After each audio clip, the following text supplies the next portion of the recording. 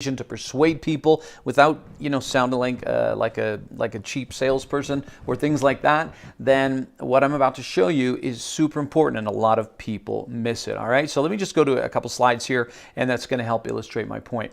So persuasion is all about movement, right? It's about moving people from one point to another. That's the whole point of, you're trying to persuade them to do something. You're trying to persuade them to give money. You're trying to persuade them to buy your program. You're trying to persuade them that we need to get rid of all of our products and just focus on one, whatever it might be. You're trying to move them, right? And so here's the thing, is that everyone is in a certain current reality. Now, what happens is you're trying to get people from this current reality to a desired future, but people fall into two big buckets, and this is really important.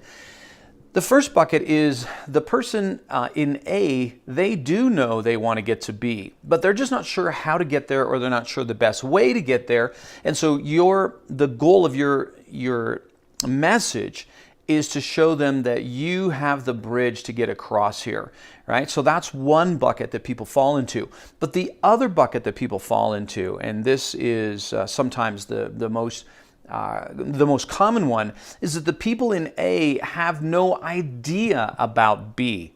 In other words, they are happy where they are. There's a certain status quo. They like the work. They like the workplace the way it is. They like the team the way it is. They like the business set up the way it is. They like the software they use the way it is. Don't touch my phone. Don't do an update that I've got to learn. Like people, we have this homeostasis. People love to gravitate to what's familiar. And this is where leaders come in, because what leaders are always doing is they're helping people see something else, right? They're helping people see that there is a better future.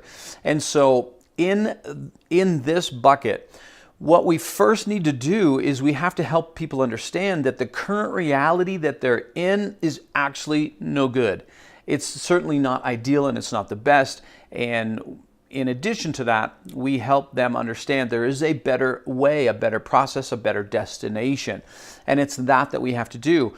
And in this setting, this type of persuasion, there's two big things that are important here. Number one is we help them analytically see that they're the path to get there.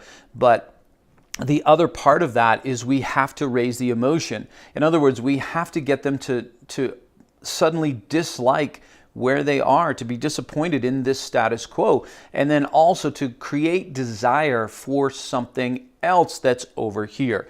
And so as we persuade people, eventually what this looks like is that we are going to introduce, like once we help them understand that there's a desired future and where they are is not as great, then we're going to outline the path. Now, whether that's your process or just your idea or something you've learned, but in other words, what's the way forward? And here's the thing, when you're creating a persuasive presentation, again, you're helping people see that where they are is not good, they shouldn't stay there, there's a better place where they should be, and here's the path to get there.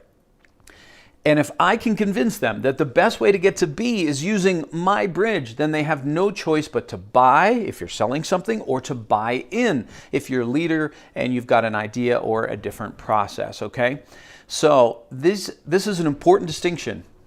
This is an important distinction when it comes to persuasion, because it all depends about where that person's starting from and where you're getting to. Remember, persuasion is all about movement. That's what you're doing. You're trying to move people from A to B. Of course, sometimes they first need to know that A is no good and that B is better, and that's what leaders often do. Sorry about the shaky camera. Keep in mind, and if you want to learn more about how to create persuasive presentations, then certainly do not miss my upcoming free training that I'm going to be doing on this. All the details are there on the screen. It's Thursday. It's coming up really quickly from 2 till 2:45. If you want to learn how to create persuasive presentations, I'm going to show you how to structure and prepare a persuasive presentation. I'm going to talk about the role of emotion. I'm going to show you how to deliver your presentation with confidence, okay? So all the details, I'll put them somewhere below in this email. You'll see a link there, and definitely hope to see you there.